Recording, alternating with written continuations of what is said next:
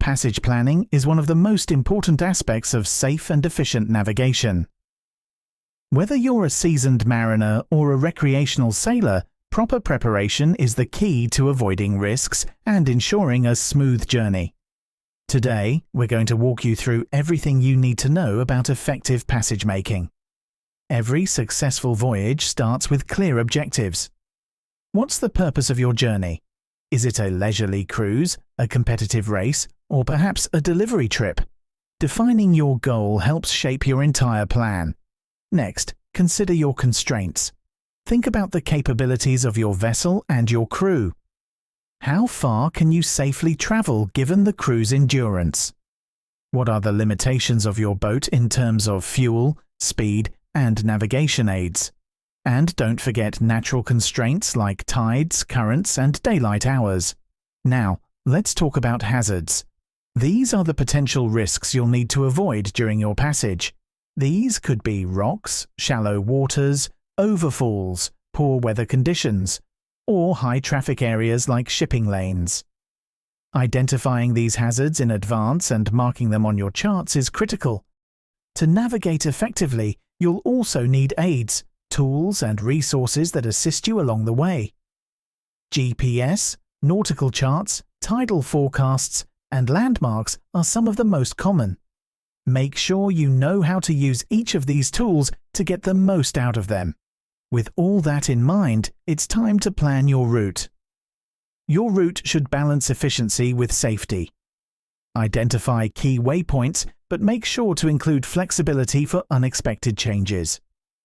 For example, have a list of bolt holes, safe harbors, or alternative stopping points, ready in case you need to cut your trip short or seek shelter from adverse weather.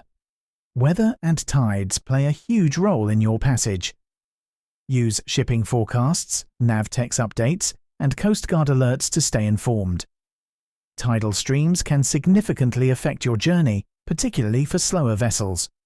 Plan your timing to take advantage of favorable tidal flows whenever possible.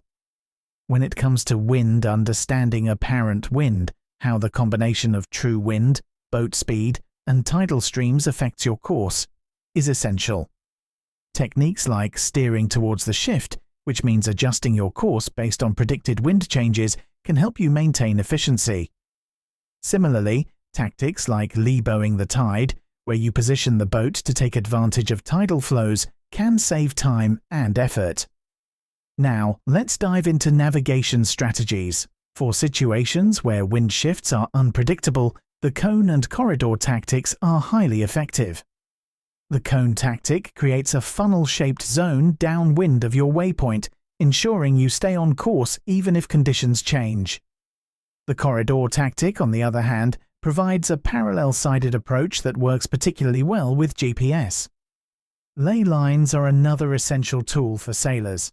These represent the maximum windward progress your boat can make without tacking. Use them to minimize the time spent beating into the wind and optimize your overall route. During your journey, keep an eye out for special operations like dredging or military exercises, which are often marked in notices to mariners.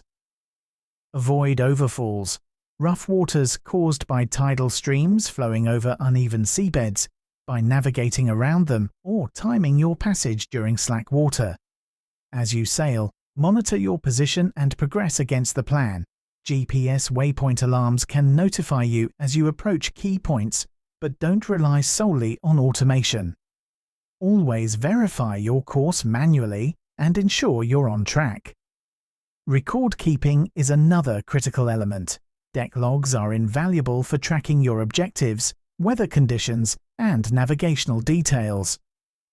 Some mariners use flight plans, pre-filled navigation data that are especially useful for motorboats. Alternatively, you can mark fixes directly on your charts for quick reference. Getting lost is less common today with modern technology, but it's still a possibility. There are two main types of being lost: thinking you know where you are when you don't, and realizing you've lost track of your position. In either case, use your logs, charts, and tide data to reconstruct your position and regain confidence in your navigation. Finally, when making landfall, Aim for prominent coastal features like lighthouses or headlands. Use clearing lines and depth contours to confirm your position as you transition from open water to nearshore navigation. To summarize, effective passage planning involves clear objectives, an understanding of constraints, identification of hazards, and the use of navigation aids. If you liked this video, make sure to click subscribe and check out the other videos in the series for a complete understanding of navigating the seas.